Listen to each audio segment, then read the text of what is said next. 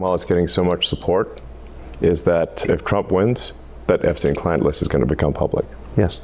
And some of those billionaires behind Kamala are terrified of that outcome. Yeah. Do you think Reid Hoffman's uncomfortable? Yes. And Gates. And Gates. And I only ask that because you just look at them and you're like, that's a nervous person right there. I don't know. I assume you know them. Yeah. Yes.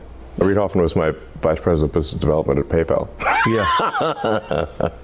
24 years ago. Does he seem nervous to you? Yeah, he's terrified of a Trump victory. Because of the disclosure that would follow? Yeah, I think he's certainly ideologically not aligned with Trump anyway, but I think he is concerned about the Epstein situation. Something might actually, the DOJ might actually move forward. There are a lot of videos, apparently. Those rooms on the island, and I think out in New Mexico, were wired for video. And where's the video? Between Diddy and Epstein, there's probably several thousand hours of footage here. Yeah. It's weird that the people on those videos are lecturing the rest of us about our moral failings, isn't it? Yeah, it's weird. What is that? Part of how they deflect attention from themselves is by criticizing the morals of others. Yes. It's like a preemptive moral strike. Yes. As I said, I think those who are saying Trump is a threat to democracy are themselves actually the threat to democracy. It feels like we're getting to a place where the rest of us know too much. Do you know what I mean? It's easier to live in a society where you don't really know what the people in charge are doing or why they're doing it. But now, thanks, I would say, largely to X. Yeah. I think that's fair to say that. Yeah.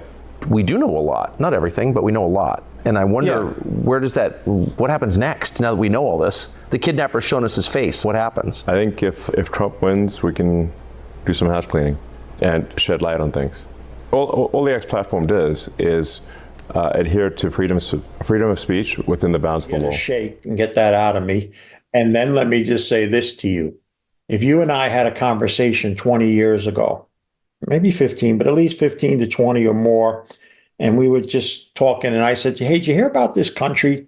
The guy who never had been political ran, shocked everybody, won. The 4 years he was in, they tried to impeach him twice. They blamed everything, collusion, all this other stuff on him.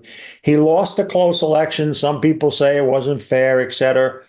Just before that, there was a kind of a riot thing, and people made it like he was trying to overthrow the government.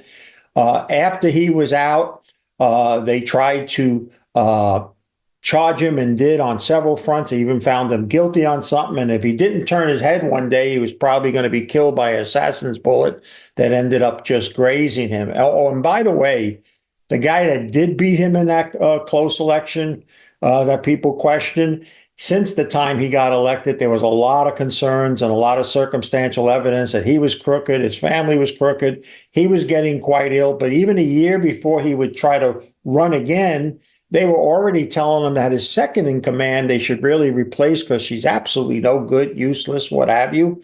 And then he gets the nomination only to be pushed out. And the girl that they just said a year ago was no good, they have her running now. And now some people are saying she's going to win. And you know what your response would have been to me? Pete, what third world banana republic are you speaking about? That's the God's honest truth. That's the United States right now. That's exactly what has transpired. So anybody that just sits there and goes, yeah, this is a simple breeze, it's going to, it's just going to go this way without any concern and all, is just asking for trouble.